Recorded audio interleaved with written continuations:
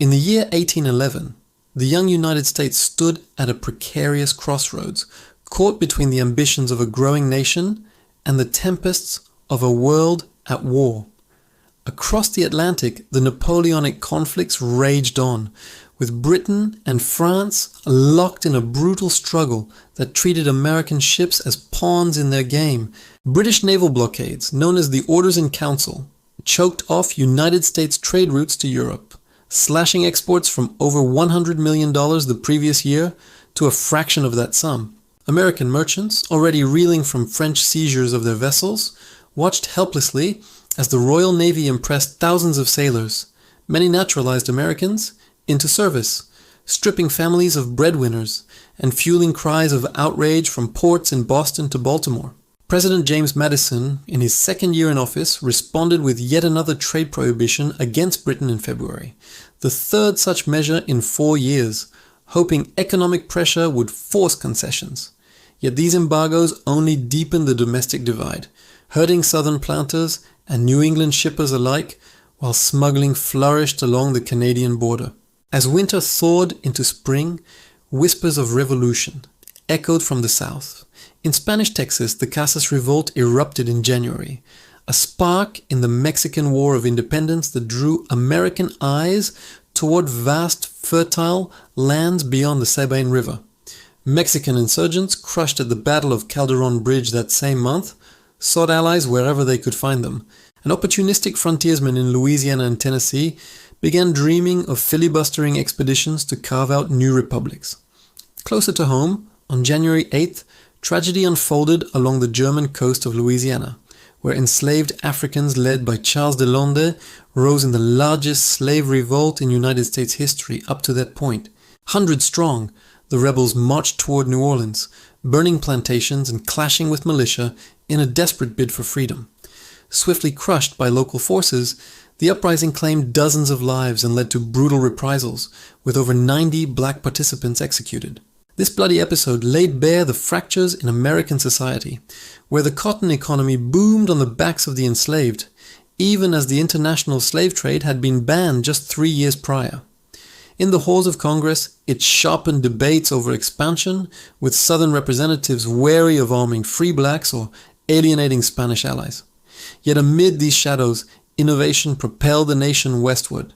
In April, John Jacob Astor's Pacific Fur Company expedition, the Tonquin, reached the Columbia River at Cape Disappointment, planting the American flag on the Pacific Northwest coast for the first time. This bold venture, part of Astor's grand scheme to dominate the fur trade, challenged Russian outposts like Fort Ross, established just months earlier north of San Francisco, and British claims in Oregon country.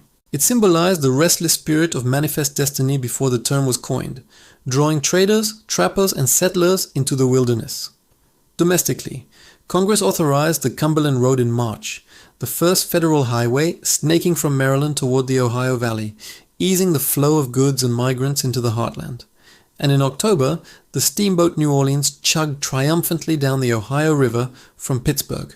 Arriving in the Crescent City after 2 weeks, a marvel of Robert Fulton's design that shrank distances and promised to knit the Mississippi Valley into an economic powerhouse. But it was on the frontier where 1811's tensions ignited into flame. In the Old Northwest, Shawnee leader Tecumseh and his brother Tenskwatawa, the Prophet, had forged a pan-Indian confederacy to halt white encroachment. From their base at Prophetstown on the Tippecanoe River in Indiana Territory, they rallied tribes from the Miami to the Kickapoo, armed with British rifles smuggled from Canada. Americans seethed at these supplies, viewing them as proof of London's plot to hem in United States expansion. Indiana Governor William Henry Harrison, tasked with enforcing treaties that ceded millions of acres, marched north in September with nearly 1,000 militia and regulars, farmers, volunteers, and dragoons hardened by frontier life. On November 7th, under a chill dawn fog, the Prophet's warriors struck first in a ferocious dawn assault, their war cries shattering the camp.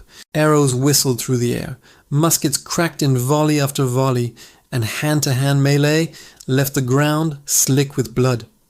Harrison's men, rallied around their leader on horseback, held the line despite heavy losses, 62 dead and over 100 wounded. The native forces, numbering perhaps 700, suffered similarly, retreating into the woods as Prophetstown burned the next day. Though no clear victor emerged on the field, Tippecanoe reverberated like thunder across the Republic. Harrison's supporters hailed it as a triumph over savagery, but critics decried the needless bloodletting. More profoundly, it stoked the warhawks in Congress, fiery young Republicans like Henry Clay of Kentucky, who seized the Speaker's gavel in November. They thundered against British intrigue, demanding war to secure the frontier and avenge maritime insults. Tecumseh, absent recruiting in the South, returned to ruins and vowed alliance with the Crown, tipping the scales toward open conflict. From Philadelphia taverns to Charleston drawing rooms, the battle became a rallying cry, intertwining native resistance with European meddling in the American mind. Even nature seemed to conspire against stability that December. On the 16th, the first of the new Madrid earthquakes, a cataclysm of magnitude 8 rent the earth from Missouri to Tennessee, toppling chimneys in Natchez and briefly reversing the Mississippi's flow. Chandeliers swung in the White House, and eyewitnesses described the ground undulating like ocean waves, swallowing forests and birthing new lakes. This seismic fury, the strongest in continental United States history, displaced thousands and reshaped the landscape, a stark reminder of the Republic's vulnerability on an untamed continent. As 1811 closed with the tragic Richmond Theater fire on December 26th, claiming the lives of Virginia's governor and dozens more, the United States teetered on the eve of transformation. Trade woes with Europe, frontier clashes, and internal strife had forged a nation more unified in its grievances than ever before. The year that began with Regency in London and revolt in Louisiana ended with the ground literally shaking beneath American feet, heralding the storms of war and expansion to come,